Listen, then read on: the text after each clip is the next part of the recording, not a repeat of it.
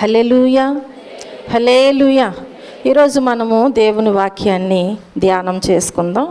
మన అంశం ఏమై ఉన్నదంటే శాశ్వతమైన దీవెనల గురించి మనం జ్ఞాపకం చేసుకుందాం. మన అంశము శాశ్వతమైన దీవెనలు. చూడండి ప్రియమైన దేవుని బిడ్డలారా, వాక్య భాగముగా ప్రసంగి గ్రంథము 3వ అధ్యాయము 14వ వచనములో మనం చూస్తే దేవుడు చేయు పనులన్నీ శాశ్వతములని నేను తెలుసుకుంటుని, దానికి ఏదియు చేర్చబడదు, దాని నుండి ఏదియు తీయబడదు.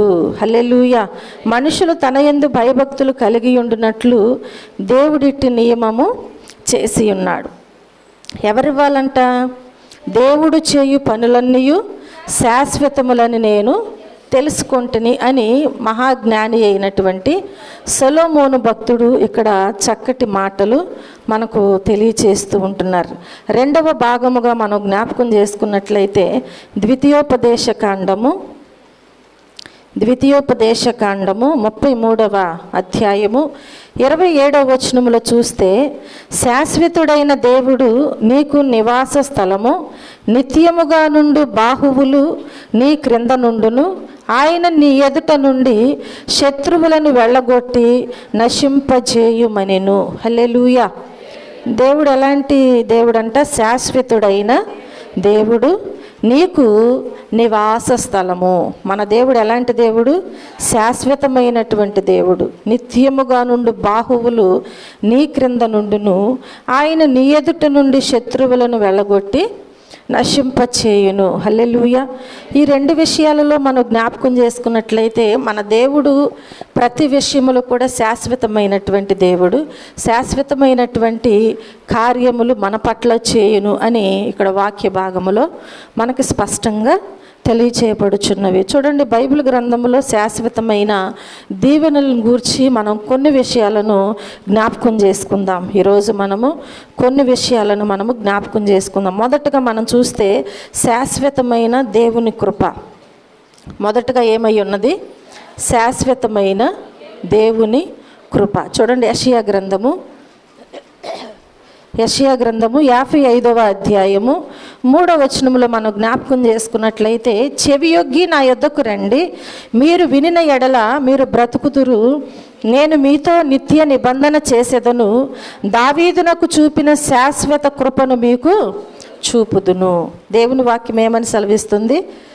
శాశ్వతమైనటువంటి దేవుని కృపంట ఎవరికి చూపించారంట? దేవుడు దావీదుకు చూపించారంట. కాబట్టి దేవుని వాక్యం ఏమంటుందంటే, చెవియొగ్గి నా యొద్దకు రండి, మీరు వినిన ఎడల మీరు బ్రతుకుదురు, నేను మీతో నిత్య నిబంధన చేసేదను. ఎవరైతే దేవుని యొద్దకు వస్తారో, ఎవరైతే దేవుని యొద్దకు వచ్చి ఆయన మాటలు వింటారో వారు బ్రతుకుతారంట. బ్రతికినటువంటి వారితో, దేవునితో సహవాసం చేస్తున్న వారితో దేవుడు ఒక నిబంధన చేస్తారు. ఆ నిబంధన ఏంటి అని మనం జ్ఞాపకం చేసుకుంటే, దావీదునకు చూపినటువంటి శాశ్వతమైన కృపను నేను మీకు చూపిస్తాను. హల్లెలూయా. దేవుని మహాకృప మనకు చాలా అవసరమై ఉన్నది. అవునా? దేవుని కృప లేకుండా ఈ లోకంలో ఎవరైనా జీవించగలరా? ఎవరు జీవించలేరు. కనుక ఆ కృప కూడా ఎలాంటిది అంటే శాశ్వతమైన కృప. ఎలాంటి కృప అది? శాశ్వతమైన కృప. అంటే ఇంతలో కనబడి అంతలో మాయమైపోయేటువంటి కృప కానే కాదు. అది ఎలాంటి కృప అని దేవుని వాక్యము సెలవిస్తుంది అంటే, శాశ్వతమైనటువంటి కృపతో దేవుడు మనలను ప్రేమిస్తాను అంటున్నారు. హల్లెలూయా. చూడండి, ఉదాహరణకు మనం జ్ఞాపకం చేసుకుంటే దావీదు విషయంలో 1 రాజుల గ్రంథం 3వ అధ్యాయము 6వ వచనములో దేవుని వాక్యము సెలవిస్తుంది కదా, సొలొమోను ఇలాగు మనవి చేసెను, నీ దాసుడును నా తండ్రియునైన దావీదు నీ దృష్టికి అనుకూలముగా సత్యమును నీతిని అనుసరించి యథార్థమైన మనసు గలవాడే ప్రవర్తించును గనుక నీవు అతని ఎడల పరిపూర్ణ కటాక్షముగు పరిచి ఈ దినమునున్నట్లుగా అతని సింహాసనం మీద అతని కుమారుని కూర్చుండబెట్టి అతని యందు మహాకృపను చూపి ఉన్నావు. హల్లెలూయా. శాశ్వతమైన కృప అంటే ఏంటి అర్థమైంది కదా.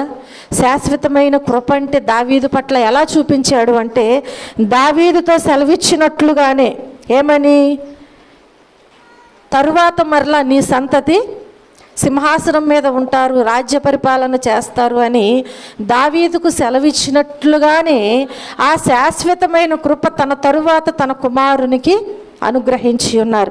అది ఎవరి కృప అంటే దేవుని యొక్క మహాకృప ఉన్నది. హల్లెలూయా, హల్లెలూయా. కనుక నీ దాసుడును నా తండ్రియునైన దావీదు నీ దృష్టికి అనుకూలముగా సత్యమును నీతిని అనుసరించి, దేవుడిచ్చేటువంటి శాశ్వతమైన కృపను మనం పొందుకోవాలి. మన తరువాత మన బిడ్డలు పొందుకోవాలి అంటే మనం ఎలా ఉండాలి అంటే దేవుని పట్ల ఆయన దృష్టికి అనుకూలముగా సత్యమును నీతిని అనుసరించి యథార్థమైన మనస్సు కలిగి మనం ప్రవర్తించాలంట.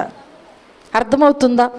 అలా ఎప్పుడైతే మనము జీవిస్తామో దేవుని వాక్యం అంటుంది కదా, నీవు అతని ఎడల పరిపూర్ణ కటాక్ష మగుపరిచి ఈ దినమునున్నట్లుగా అతని సింహాసనం మీద అతని కుమారుని, హల్లెలూయా, ఆయన సింహాసనం మీద తిరిగి మరలా ఆయన కుమారుని కూర్చుండబెట్టేటువంటి శాశ్వతమైన కృప దేవుడు దావీదు సంతానమునకు అనుగ్రహించి ఉన్నారు. హల్లెలూయా.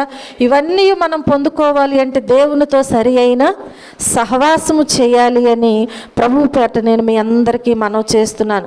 అలాగూ మనము జీవించకుండా నీ కృప నాకు కావాలి, శాశ్వతమైన కృపతో నన్ను ప్రేమించు ప్రభువా, నన్ను ఆదరించయ్యా అని మనం ప్రార్థన చేస్తే దాని వలన ప్రయోజనము లేదు. మొదట మనము దేవుని ఎడల మన జీవితము, మన నీతి, మన భక్తి ఎలా ఉంది, ఎలా మనం ప్రవర్తిస్తున్నాము, ఎలా జీవిస్తున్నాము, దేవునితో ఎలాంటి సహవాసం చేస్తున్నాము అనేది చాలా ప్రాముఖ్యమైనది. ఇవన్నీ కూడా మనం ఏం చేయాలంటే నేర్చుకుని దేవునిలో ముందుకి సాగిపోయేవారిగా ఉండాలి. దినవృత్తాంతంలో మొదటి గ్రంథములో దేవుని వాక్యం ఈ రీతిగా సెలవిస్తుంది. 17వ అధ్యాయము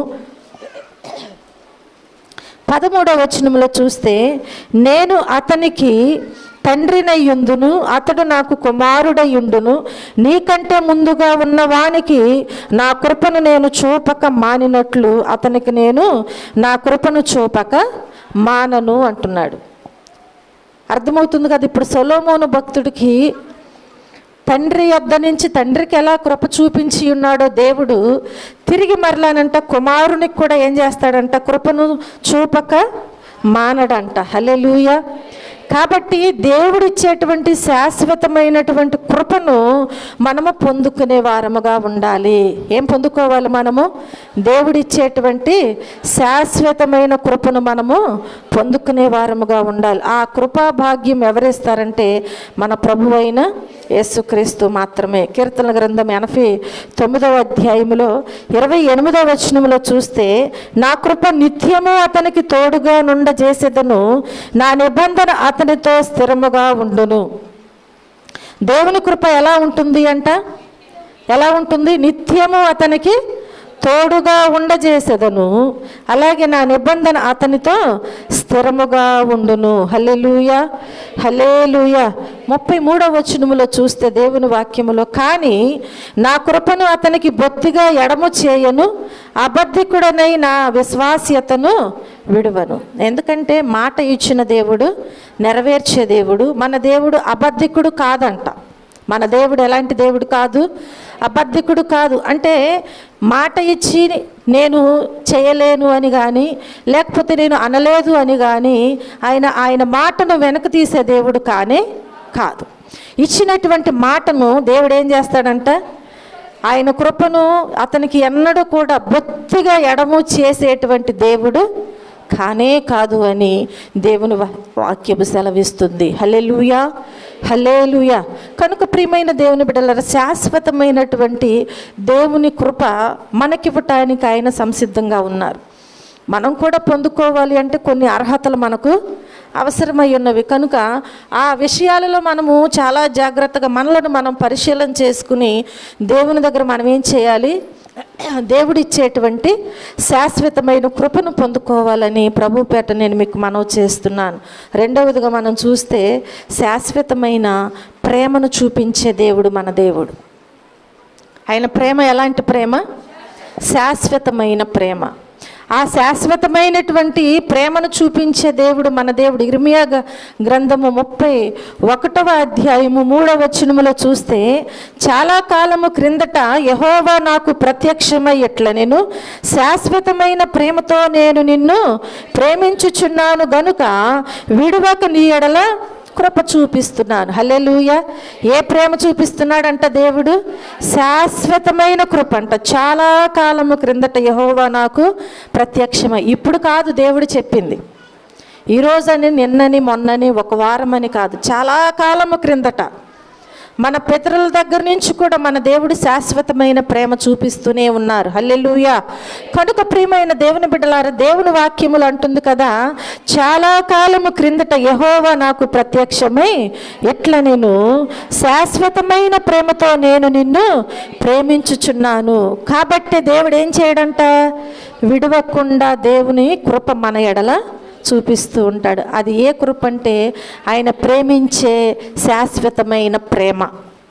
ఈ లోకంలో ప్రేమలు చాలా ఉంటాయి, అవి శాశ్వతమైన ప్రేమలు కానే కావు.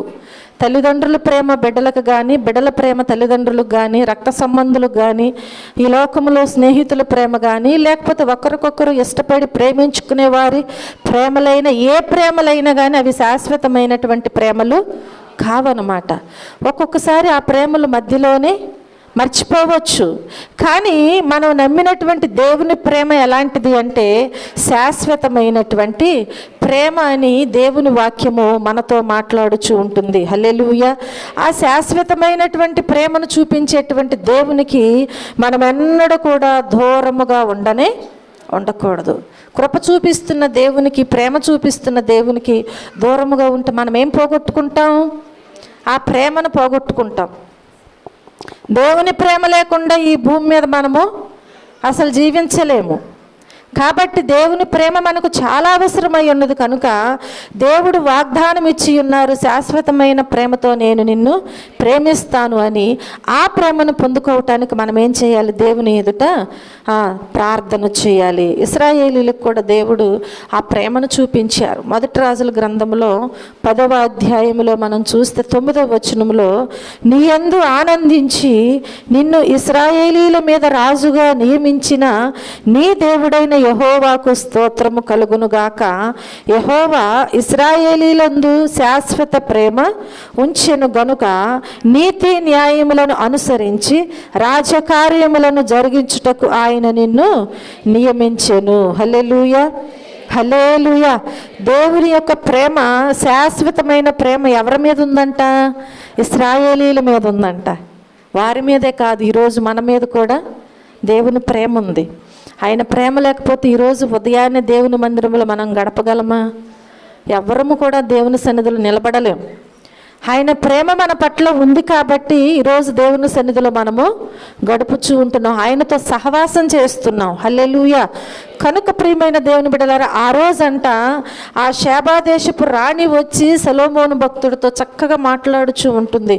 ఏమని మాట్లాడుచుందంటే, నీ యందు ఆనందించి నిన్ను ఇశ్రాయేలీల మీద రాజుగా నియమించిన నీ దేవుడైన యెహోవాకు స్తోత్రము కలుగునుగాక. హల్లెలూయా. హల్లెలూయా. ఎవరికి స్తోత్రాలు చెల్లిస్తుంది? చూడండి, ఆ విషయాలలో యెహోవా ఇశ్రాయేలీలందు శాశ్వత ప్రేమ ఉంచెను గనుక నీతి న్యాయములను అనుసరించి రాజకార్యములను జరిగించుటకు ఆయన నిన్ను నియమించెను. ఆ శాశ్వతమైనటువంటి ప్రేమ ఆయన ప్రజలైనటువంటి ఇశ్రాయేలీల మీద దేవుడు ఎంతో గొప్పగా ఉంచినట్లుగా ఈ వాక్య భాగంలో చూస్తున్నాం. అది ఎవరు కనుగొని మాట్లాడుచున్నారు అంటే, ఒక దేశానికి రాణి వచ్చి మాట్లాడుతూ ఉంటుంది. ఒక దేశానికి షేబా దేశంలో ఉన్నటువంటి రాణి వచ్చి ఆ వాక్కును ఇక్కడ మనకి తెలియచేస్తుంది. దేవుని గూర్చినటువంటి సాక్ష్యము ఆ ప్రేమ విషయంలో ఎలాంటి ప్రేమ అనేది చక్కగా వివరిస్తూ మాట్లాడుచూ ఉంటుంది. హల్లెలూయా. మూడవదిగా మనం చూస్తే శాశ్వతమైనటువంటి దేవుని వాక్యము. దేవుని వాక్యం ఎలాంటిది చెప్పాలి? ఎలాంటిది? మరుగైపోయేది కాదు. ఒకవేళ బైబిల్ గ్రంథము మరుగుపరచబడిన దేవుని వాక్యము మరుగుపరచబడదు. అందుకని ఆ వాక్యము ఒకవేళ కరువైపోయేటువంటి దినాలు రాబోచున్నవి. కాబట్టి మనం ఏం చేయాలంట? దేవుని వాక్యాన్ని హృదయంలో భద్రపరచుకోవాలంట. దేవుని వాక్యాన్ని ఏం చేయాలి? హృదయంలో భద్రపరచుకోవాలి. కనుక దేవుని వాక్యము ఎలాంటిది అంటే శాశ్వతమైనటువంటి దేవుని వాక్యము. చూడండి, పేతురు రాసినటువంటి మొదటి పత్రిక 1వ అధ్యాయము 22వ వచనములో చూస్తే, మీరు క్షయబీజము నుండి కాక శాశ్వతమగు జీవము గల దేవుని వాక్య మూలముగా అక్షయ బీజము నుండి పుట్టింపబడిన వారు గనుక నిష్కపటమైన సహోదర ప్రేమ కలుగునట్లు. చూడండి, దేవుని వాక్యము ఎలాంటి వాక్యం అంట? శాశ్వతమగు జీవము గల దేవుని వాక్యము. కాబట్టి ఈ శాశ్వతమైనటువంటి జీవము కలిగినటువంటి దేవుని వాక్యాన్ని మనం ఏం చేయాలి? ఇప్పుడు తృప్తిగా భుజించాలి. అవునా? మనం ఏం చేయాలి? విని విడిచిపెట్టేయాలి కదా. విని విడిచిపెట్టేయాలి లేదా? లేదంటే ఫుల్ అయిపోయిందని చెప్పి ఏం చేస్తారు? ఫోన్లో నుంచి ఏం చేస్తారంటే డిలీట్ చేసేస్తారు కదా. అట్లాగే అనేకమైనవి మన హృదయం నిండా ఉన్నాయి కాబట్టి వాక్యానికి చోటు లేదని దాన్ని డిలీట్ చేసేయాలి. అవునా? దేవుని వాక్యం ఎలాంటిదంటే శాశ్వతమైన జీవము కలిగినటువంటి వాక్యము. కాబట్టి దానిని ఎన్నడూ కూడా నీ హృదయములో నుంచి వేరుపరచకూడదు. ఆ వాక్యము నీ హృదయంలో ఉన్నప్పుడు నీవు జీవింపబడతావు. ఎందుకంటే అది జీవము కలిగిన వాక్యము. అలాగే అది శాశ్వతమైన వాక్యము కాబట్టి ఏ సమయంలోనైనా ఆ వాక్యము నిన్ను ఆదరిస్తూనే ఉంటుంది, బలపరుస్తూనే ఉంటుంది, హెచ్చరిస్తూనే ఉంటుంది, నీతో మాట్లాడుతూ ఉంటుంది. హల్లెలూయా. ఈ లోకంలో ఎవరు మాట్లాడినా మాట్లాడకపోయినా ఒకవేళ ప్రయోజనం లేదు. ఒకవేళ ఏదైనా మాటలు మాట్లాడినా ప్రయోజనం లేని మాటలు కూడా మాట్లాడవచ్చు. కానీ అవి నీకు శాశ్వత కాలమైనటువంటి జీవము కలిగిన మాటలుగా ఉండవు. ఆ మాటలు నిన్ను ఏ దారిలోనికి తీసుకుని వెళతాయో ఎవరికి తెలియదు. కానీ దేవుని వాక్యము మాత్రం శాశ్వతమైనటువంటి జీవము కలిగిన వాక్యము అని చక్కగా ఇక్కడ భక్తుడు మనకి తెలియచేస్తూ ఉంటున్నారు. హల్లెలూయా, హల్లెలూయా. పేతురు భక్తుడు ఎంతో స్పష్టంగా ఈ వాక్యాన్ని తెలియచేస్తూ ఉంటున్నారు. కనుక ప్రియమైన దేవుని బిడ్డలారా, ఈ శాశ్వతమైనటువంటి జీవము కలిగిన దేవుని వాక్యాన్ని ఎన్నడూ కూడా మనము విడిచిపెట్టడానికి వీల్లేదు. హల్లెలూయా. 4వదిగా మనం చూస్తే శాశ్వతమైనటువంటి స్థిరత్వమునిచ్చేటువంటి దేవుడు మన దేవుడు. ఏ దేవుడై ఉన్నాడు? శాశ్వతమైన స్థిరత్వము కలిగినటువంటి దేవుడు. చూడండి, శాశ్వతమైన స్థిరత్వము అంటే 1 రాజుల గ్రంథములో 11వ అధ్యాయములో మనం జ్ఞాపకం చేసుకుంటే, 1 రాజుల గ్రంథము 11వ అధ్యాయము 38వ వచనములో చూస్తే, నేను నీకు ఆజ్ఞాపించినదంతయు నీవు విని నా మార్గములను అనుసరించి నడుచుచు నా దృష్టికి అనుకూలమైన దానిని జరిగించుచు నా సేవకుడైన దావీదు చేసినట్లు నా కట్టడలను నా ఆజ్ఞలను గైకొనిన ఎడల నేను నీకు తోడుగా ఉండి దావీదు కుటుంబమును శాశ్వతముగా నేను స్థిరపరిచినట్లు నిన్నును స్థిరపరిచి ఇశ్రాయేలు వారిని నీకు అప్పగించెదను. హల్లెలూయా, హల్లెలూయా. దేవుని వాక్యములో మనం జ్ఞాపకం చేసుకుంటే ప్రభు మాట్లాడుచూ సెలవిస్తూ ఉంటున్నారు. ఏమని సెలవిస్తున్నారు అంటే, నేను నీకు ఆజ్ఞాపించినదంతయు నీవు వినాలి. ఏం చేయాలంట? దేవుడు ఆజ్ఞాపించినదంతయు కూడా వినాలి. విని నా మార్గములను అనుసరించి నడుచుకోవాలి అంటున్నారు. ఏం చేయాలంట? దేవుని యొక్క మార్గములను అనుసరించి నడుచుకుంటూ దేవుని దృష్టికి అనుకూలమైన దానిని జరిగిస్తూ ఉండాలి. అది ఎవరు జరిగించారు అంటున్నారు? నా సేవకుడైన దావీదు చేసినట్లు నా కట్టడలను నా ఆజ్ఞలను గైకొనిన ఎడల. దావీదు దేవుని యొక్క కట్టడలను ఆజ్ఞలను గైకొని జీవించారు. కాబట్టి అలాగూ నీవు ఒకవేళ జీవించినట్లయితే, ఆ రీతిగా నీవు గైకొనినట్లయితే నేను నీకు తోడుగా ఉండి, దేవుడు ఎలా ఉంటాడంట? తోడుగా ఉంటాడంట. తోడుగా ఉండి దావీదు కుటుంబమును శాశ్వతముగా నేను స్థిరపరిచినట్లు. దావీదు కుటుంబానికి దేవుడు ఏమి ఇచ్చారు? ఇప్పుడు అర్థమైంది కదా. శాశ్వతమైన స్థిరత్వాన్ని ఇచ్చారు. ఏ కుటుంబానికి? ఎందుకు ఇచ్చారండి? అది ఎందుకు ఇచ్చారు? ఆయన దేవుని వాక్కును విన్నాడు, దేవుని మార్గములో నడుచుకున్నాడు, దేవుని దృష్టికి అనుకూలముగా ఆయన జీవించాడు. కాబట్టి దేవుడు ఏం చేశాడంటే ఆయన కుటుంబాన్ని శాశ్వతమైనటువంటి స్థిరమైనటువంటి భాగ్యమును దేవుడు దావీదు కుటుంబానికి ఇచ్చి ఉన్నారంట. ఇచ్చినట్లుగానే దేవుడు ఏమంటున్నారంటే తిరిగి మరలా మాట్లాడుచున్నటువంటి ఈ యెరోబాముతో ఏమని సెలవిస్తున్నారు అంటే, దావీదు కుటుంబమును శాశ్వతముగా నేను స్థిరపరిచినట్లు నిన్నును స్థిరపరిచి ఇశ్రాయేలు వారి మీద నీకు హల్లెలూయా అలాంటి కృప నీకు కావాలి అన్నా. ఆ కుటుంబాన్ని స్థిరపరిచినట్లుగా నీ కుటుంబాన్ని నిన్ను కూడా నేను స్థిరపరచాలి అంటే నువ్వేం చేయాలంట? ఏం చేయాలి? దావీదు నడుచుకున్నట్లుగా నీవు కూడా నడుచుకోవాలి. హల్లెలూయా. అప్పుడే దావీదు కుటుంబానికి స్థిరత్వం ఇచ్చిన దేవుడు నీ కుటుంబానికి ఇస్తానని ఈరోజు మనతో స్పష్టంగా మాట్లాడుచు తెలియచేస్తూ ఉంటున్నారు. హల్లెలూయా, హల్లెలూయా. కనుక ప్రియమైన దేవుని బిడ్డలారా, ఉదాహరణకు మనం జ్ఞాపకం చేసుకుంటే సొలొమోను భక్తుడి విషయంలో సమూయేలు 2వ గ్రంథములో దేవుని వాక్యము సెలవిస్తుంది కదా. సమూయేలు 2వ గ్రంథము 7వ అధ్యాయము 12వ వచనంలో మనం చూస్తే, నీ దినములు సంపూర్ణములగునప్పుడు నీవు నీ పితరులతో కూడా నిద్రించిన తరువాత నీ గర్భములో నుండి వచ్చిన నీ సంతతిని హెచ్చించి రాజ్యమును అతనికి స్థిరపరచెదను. హల్లెలూయా. దేవుడు ఏమి స్థిరపరుస్తానని సెలవిస్తున్నాడు? చెప్పాలి. ఎవరితో? హల్లెలూయా. కనుక ప్రియమైన దేవుని బిడ్డలారా, ఇప్పుడు సొలొమోను భక్తుడు విషయంలో దేవుడు ఏం స్థిరపరిచి ఉన్నారు? రాజ్యమును స్థిరపరిచి ఉన్నారు. దావీదు విషయంలో తన కుటుంబాన్ని స్థిరపరిచి ఉన్నారు. హల్లెలూయా. కాబట్టి అలాంటి శాశ్వతమైనటువంటి స్థిరమైనటువంటి కృప మనం పొందుకోవాలి అంటే దేవుని దృష్టికి మనం అనుకూలముగా జీవించాలి, దేవుని మాట వినాలి, ఆయన ఆజ్ఞను అనుసరించి మనము నడుచుకోవాలి అని దేవుని వాక్యము మనతో స్పష్టంగా తెలియచేస్తూ ఉంటుంది. హల్లెలూయా, హల్లెలూయా. మరొక విషయంలో మనం జ్ఞాపకం చేసుకున్నట్లయితే దేవుని వాక్యము సెలవిస్తుంది కదా, దేవుని వాక్యములో శాశ్వతమైనటువంటి దేవుని ప్రత్యక్షత కావాలి. ఏం కావాలి?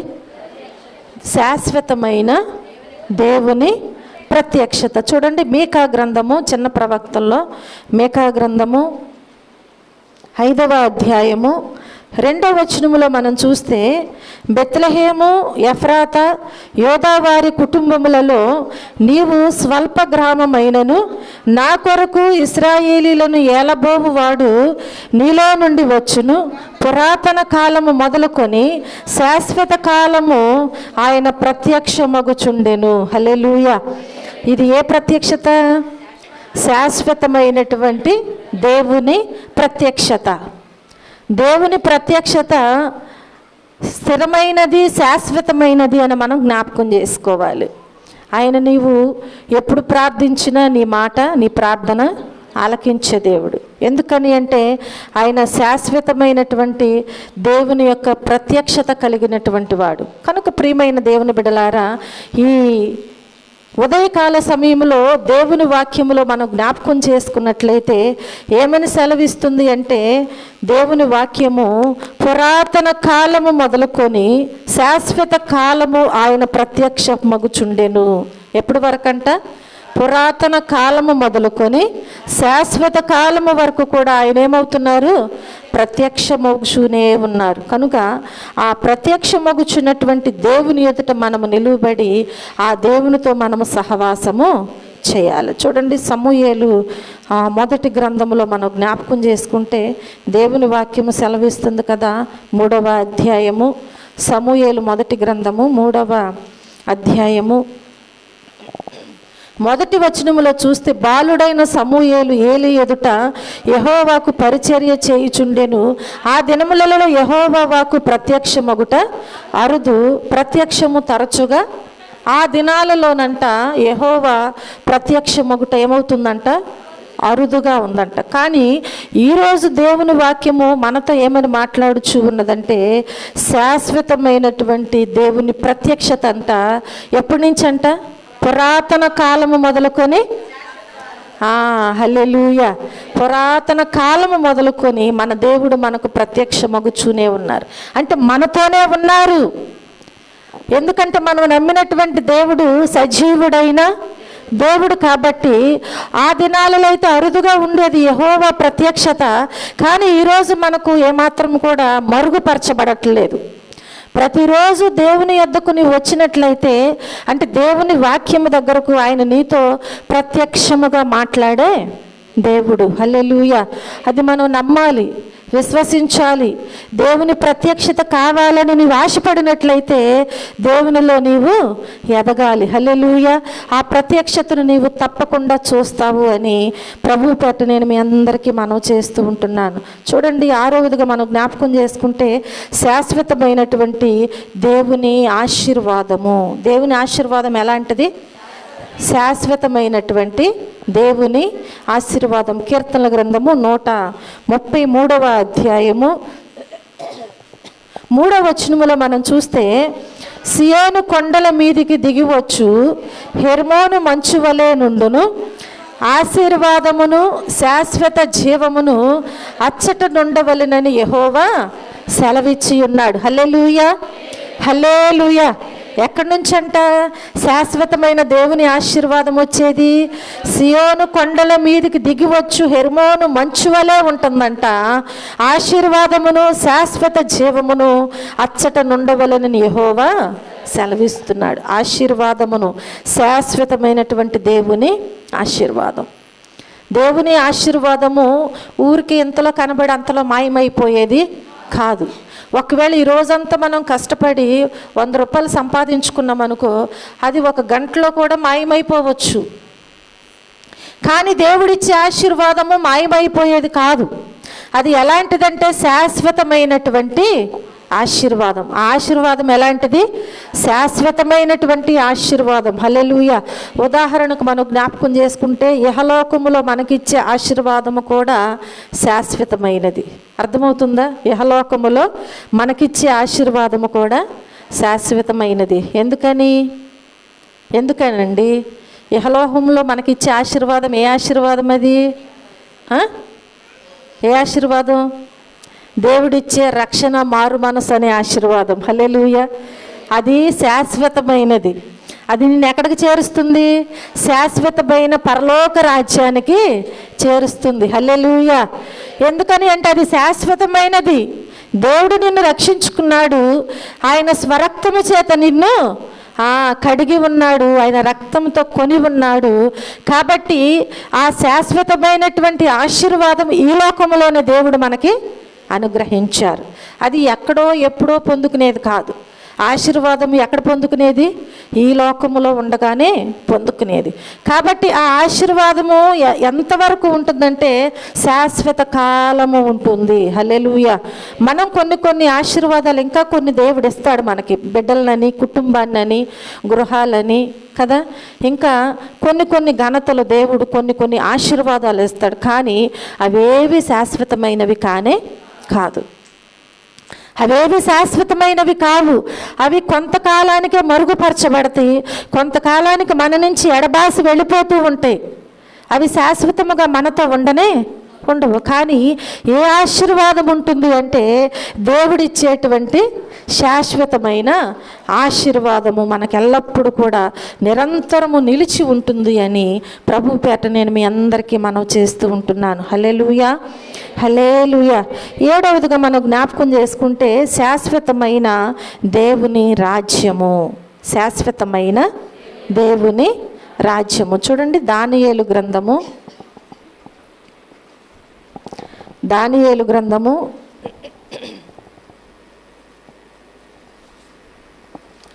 4వ అధ్యాయము 3వ వచనములో చూస్తే, ఆయన సూచక క్రియలు ఎంతో బ్రహ్మాండమైనవి, ఆయన అద్భుతములు ఎంతో ఘనమైనవి, ఆయన రాజ్యము శాశ్వత రాజ్యము, ఆయన ఆధిపత్యము తరతరములు నిలుచుచున్నవి. హల్లెలూయా, హల్లెలూయా.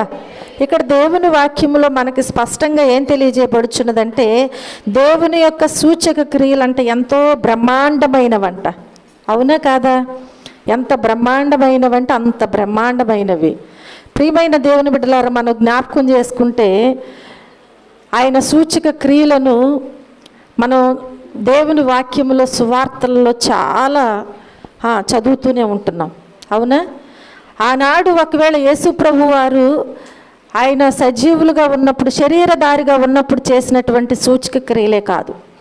ఈరోజు మనం ఈ రీతిగా బ్రతుకుచున్నామంటే దేవుని యొక్క మహాకృపే. మన కుటుంబాలలో, మన జీవితాలలో దేవుడు ఎన్నో కార్యాలు జరిగించి ఉన్నారు. కొంతమంది వాటిని గ్రహిస్తూ ఉంటారు, కొంతమంది వాటిని గుర్తించలేని స్థితిలో ఉంటారు. ఈరోజు క్షేమంగా ఉన్నానంటే దేవుడు చేసినటువంటి కృపని గుర్తించలేరు. ఈరోజు నేను బలవంతులుగా ఉన్నాను అంటే దేవుని కార్యమని గుర్తించలేనటువంటి స్థితిలో. కొన్నిసార్లు మన బలహీనత మనం వేసుకున్న మందుల ద్వారాగానే మనకు స్వస్థత వచ్చిందని మనం అనుకుంటాం. అది దేవుని యొక్క సూచక క్రియ, మహత్ కార్యము అని చెప్పి మనం ఏం చేయలేకపోతున్నాం, గుర్తించలేకపోతున్నాం. కాబట్టి దేవుని వాక్యం అంటుంది కదా, ఆయన సూచక క్రియలంట ఎంతో బ్రహ్మాండమైనవంట కదా. ఎంత బ్రహ్మాండమైనవి అంటే, లాజరు చనిపోయి ఎన్ని దినాలు ఉన్నాడు సమాధిలో? ఎన్ని దినాలు? 4 దినాలు ఉన్నాడు. యేసు ప్రభువారు ఆ తరువాత వచ్చి లాజరును బ్రతికిస్తానంటుంటే అందరూ కూడా వింతగా మాట్లాడుకుంటున్నారంట, ఏవేవో అంటున్నారంట. లాజరు యొక్క సహోదరులతో సహా అవని ఇవని అంటున్నారు. కానీ యేసు ప్రభువారు బ్రహ్మాండమైనటువంటి సూచక క్రియ అక్కడ జరిగించారు. సమాధి దగ్గరకు వెళ్ళి ఆ రాయి పొరలించమని ప్రభు వెళ్ళి ఏమాత్రం హస్తమేసి ముట్టి లేపమని అవి ఇవి ఏం చేయలేదు. లాజరు బయటకు రా అన్నాడు అంతే. ఆ వస్త్రములతో చుట్టబడినటువంటి లాజర్ అంట లేచి నిలబడి బయటికి. బ్రహ్మాండమైన సూచక్రియ కాదా? చూడండి, వివాహ సమయంలో అక్కడ ద్రాక్షారసం అయిపోయింది. చాలామంది ఉన్నారు ఇంకా ద్రాక్షారసం తీసుకోవటానికి. ఇప్పుడు యేసు ప్రభు దగ్గరకు వచ్చి అక్కడ ఉన్నటువంటి కొదువ యేసయ్యకి తెలియచేశారంట. అప్పుడు యేసు ప్రభు వారు ఏం చేశారంటే 6 రాతి బాణలను అక్కడ పెట్టి అంచుల మట్టుకు నీళ్లు పోసి నింపండి అన్నారు అంతే. ఏమన్నారు? దానిలో ఏమన్నా కలపమని కానీ, అక్కడికి వెళ్ళి యేసయ్య ప్రార్థన చేయటం కానీ ఏది లేదు. దానిలో నీళ్లు అంచుల మట్టుకు పోసి నింపండి. ఆ తర్వాత వాటిని తీసుకుని వెళ్ళి విందు ప్రధాని యొద్దకు తీసుకువెళ్ళి ఇవ్వమని సెలవిచ్చారు. హల్లెలూయా. అవి తీసుకుని ఆ నీళ్లు చూసేవారికి, పోసిన వారికి, తీసుకెళ్లే వారికి వారి దృష్టిలో అవి ఎలా ఉన్నాయి? నీళ్లు అంతే. కానీ అవి తీసుకుని వాళ్ళు ఇచ్చిన తర్వాత వారిచ్చే సాక్ష్యం ఏంటంటే ముందు పోసిన దానికంటే కూడా బ్రహ్మాండంగా ఉన్నాయంట. హల్లెలూయా, హల్లెలూయా. ఇది దేవుని యొక్క సూచక క్రియ కాదా? బ్రహ్మాండమైనటువంటి సూచక క్రియ కాదండి. మనం ఏదో ఒక మంచి ఆహారాన్ని ఇష్టంగా దానిని ఎంతో శ్రద్ధ పెట్టి వంట చేసి దానిని తినేటప్పుడు చాలా బాగుంది అని, అలాగే పెట్టిన తర్వాత భర్త కానీ పిల్లలు కానీ చాలా బాగుంది అంటే ఎంత మురిసిపోతామో. అవునా? ఏదో ఒక వంక పెట్టారనుకోండి, కష్టపడి వండిన తర్వాత ఏమైపోతుంది? ఆ కష్టమంతా నీరు గారిపోతుంది. నేను ఎంత కష్టపడి వండి ఉప్పు లేదు, కారం లేదు అంటున్నారు, కుదరలేదు కాబోసు అని ఫీల్ అవుతాం. కానీ చాలా బాగుంది అంటే చాలా సంతోషిస్తాం. చూడండి ప్రియమైన దేవుని బిడ్డలారా, దేవుని వాక్యములో దేవుడు చేసేటువంటి సూచక క్రియలు ఎలాంటివి అంటే బ్రహ్మాండమైనవి. మనం చేసే అన్ని దగ్గర పెట్టుకొని యూట్యూబ్ ఆన్ చేసుకొని ఒకవేళ వంట చేసిన కుదరకపోవచ్చు, వాళ్ళు చెప్పినట్లుగా చేస్తే అది చెడిపోవచ్చు, దానికి ఎన్నో కొన్ని పేర్లు రావచ్చు, బాగోలేదు, అది ఎక్కువైంది, తక్కువైందని. కానీ మన దేవుడి విషయంలో ఏ పేరు పెట్టడానికి, వంకలు పెట్టడానికి వీల్లేదు. ఎందుకంటే ఆయన చేసే ప్రతి సూచక క్రియ కూడా బ్రహ్మాండమైనవి అని దేవుని వాక్యము సెలవిస్తూ ఉంటుంది. హల్లెలూయా. అలాగే మనం జ్ఞాపకం చేసుకుంటే దేవుని వాక్యములో ఆయన అద్భుతములు ఎంతో ఘనమైనవంట. ఆయన అద్భుతాలు ఎలాంటివి? చాలా ఘనమైనవి. ఎంత అద్భుతం అంటే నేల మంటిని తీసి దేవుడు ఏం చేశాడు? నరునిగా చేశాడు. మరలా ఆ నరుని యొక్క ప్రక్కటెముకల్లో నుంచి ఒక ఎముకను తీసి దేవుడు ఏం చేశాడు? స్త్రీగా చేశాడు. హల్లెలూయా, హల్లెలూయా. చూడండి, ఇది మరి ఘనమైనటువంటి అద్భుతమా కాదా? చాలా అద్భుతం. మనం ఎవరమైనా చేయగలమా? చేయలేము. ఒక స్త్రీ గర్భములో పిండము ఎదిగే కొలది ఆ రూపం ఒకవేళ మనకు నచ్చినట్లుగా ఉండాలని కోరుకున్నా ఎవరు కూడా ఆ రూపాన్ని మార్చుకోలేరు. కాబట్టి దేవుని విషయంలో మనం జ్ఞాపకం చేసుకుంటే దేవుడు చేసే అద్భుతాలు ఎంతో ఘనమైనవంట.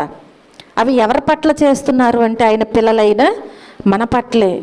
కనుక ప్రియమైన దేవుని బిడ్డలారా, ఆయన రాజ్యము ఎలాంటి రాజ్యము? శాశ్వతమైన రాజ్యము. ఆయన రాజ్యం ఏ రాజ్యం అయి ఉన్నది? దేవుని రాజ్యము శాశ్వతమైన రాజ్యము. ఈ లోకంలో మనం కొన్ని రాజ్యాలను స్థాపించుకుంటూ ఉంటాం, అవి అశాశ్వతమైనటువంటి రాజ్యాలు. ఎందుకు? ఉదాహరణకి పార్టీలు మనం జ్ఞాపకం చేసుకుంటే ఒక్కొక్కసారి ఒక్కొక్క పార్టీ గెలుస్తూ ఉంటుంది, అవునా? అది శాశ్వతమా? చెప్పాలి, శాశ్వతమా? కాదు. మరలా 5 సంవత్సరాల తర్వాత ఎవరు వస్తారో ఎవరికి తెలియదు. కాబట్టి ఏది శాశ్వతమైనది కాదు. ఈ లోకములో శాశ్వతమైనటువంటి రాజ్యమైన ఏది లేనే లేదు. కనుక దేవుని యొక్క వాక్యం ఏమంటుంది అంటే ఆయన రాజ్యం అంట శాశ్వతమైనటువంటి రాజ్యము. అదే పరలోక రాజ్యము. దానిని ఎవరు కూడా కూల్చివేయలేరు. అర్థమవుతుంది? దాన్ని ఎవరు కూడా కూల్చివేయలేరు, దానిని ఎవరు కూడా ఆక్రమించుకోలేరు. ఎవరు కూడా దానిని ఆక్రమించుకోలేరు. ఎవరు దానిని పాడు చేయలేరు. ఎవరు దానిని అనీతి చేత పాడు చేయటానికి వీల్లేదు. ఒకవేళ ఒక అధికారంలో ఉన్నప్పుడు కొన్ని అనీతులు రావచ్చు, కానీ దేవుని రాజ్యంలో మాత్రము అనీతి అనేది ఎన్నడూ కూడా ఉండదు. అది పాడవనటువంటి శాశ్వతమైనటువంటి దేవుని యొక్క రాజ్యము. ఆయన స్థాపించినటువంటి రాజ్యం అది. ఆ రాజ్యంలోనికి మనల్ని చేర్చుకోవటానికి ఆయన సంసిద్ధంగా ఉన్నారు. హల్లెలూయా. ఆ రాజ్యంలో నీకు స్థలం ఇవ్వటానికి ఆయన సంసిద్ధంగా ఉన్నారు, నీకు ఒక స్థానం ఇవ్వటానికి. అది సంపాదించుకుంటే మన ఆత్మ అక్కడుండి ఎంతో సంతోషిస్తుందంట. ఆ ఆత్మ ఏం చేస్తుంది? ఎంతో అక్కడికి వెళ్ళిన తర్వాత ఏడుపు కానీ, పండ్లు కొరుకోవటం కానీ, ఆకలి కానీ, దప్పికలు కానీ, వస్త్రాలు లేవని కదా, ఆహారం లేదని, గృహాలు లేవని, ఇంకా ఈ లోకములో అది లేదు ఇది లేదు, పిల్లల మాట వింటలేదు, భార్యాభర్తల మాట వింటలేదు, ఇంకా చాలా ఉంటాయి కదా మన బాధలు. ఇవేవి అక్కడ ఒక్కటి కూడా ఉండనే. ఎప్పుడు కూడానంట సంతోషముతో ఆనందంతో దేవుణ్ణి స్తుతిస్తూ ఉంటామంట. హల్లెలూయా, హల్లెలూయా. కనుక ప్రియమైన దేవుని బిడ్డలారా, ఆ శాశ్వతమైనటువంటి దేవుని రాజ్యాన్ని మనం ఏం చేయాలి? అందుకే సంపాదించుకోవటానికి ఈ లోకములో మనము ప్రయాసపడాలి, ప్రయత్నించాలి. అంతేకాని ఇదే శాశ్వతమని ఈ విషయంలో ఇక్కడే మనము దీని చుట్టూనే తిరగటానికి వీల్లేదు. హల్లెలూయా. చూడండి దేవుని వాక్యములో కీర్తన గ్రంథము 145వ అధ్యాయము 13వ వచనములో మనం చూస్తే, నీ రాజ్యము శాశ్వత రాజ్యము, నీ రాజ్య పరిపాలన తరతరములు నిలుచును. దేవుని రాజ్యం ఎలాంటి రాజ్యము? శాశ్వతమైన రాజ్యము. నీ రాజ్య పరిపాలన ఎప్పటి వరకు ఉంటుందంట? తరతరముల వరకు నిలిచి ఉంటుందంట. యేసు ప్రభువు వారు ఇచ్చేటువంటి పరలోక రాజ్యమే ఈ రాజ్యం. తరతరములు నిలిచి ఉండే రాజ్యమై ఉన్నది. ఆ రాజ్యములోనికి మనమందరం చేరాలి అంటే ఇక్కడే మనం మారు మనసు పొంది రక్షించబడి ఆయన నీతిని, ఆయన రాజ్యాన్ని వెదకేవారిగా ఉండాలి. ఆయన కోసము ఈ లోకములో ఆకలి దప్పుకులైన, వస్త్రహీనతైన, కరువైన, ఖడ్గమైన, ఉపద్రవమైన ఏదైనా భరించి దేవుని కొరకు మనం జీవించినట్లయితే తరతరములు నిత్యము శాశ్వతమైనటువంటి ఆ రాజ్యములో మనందరికీ ప్రవేశం ఉంటుందని ప్రభుపేట నేను మీ అందరికీ మనవి చేస్తూ దేవుడి చిన్న వాక్యాన్ని దీవించి ఆశీర్వదించునుగాక. ఆమేన్.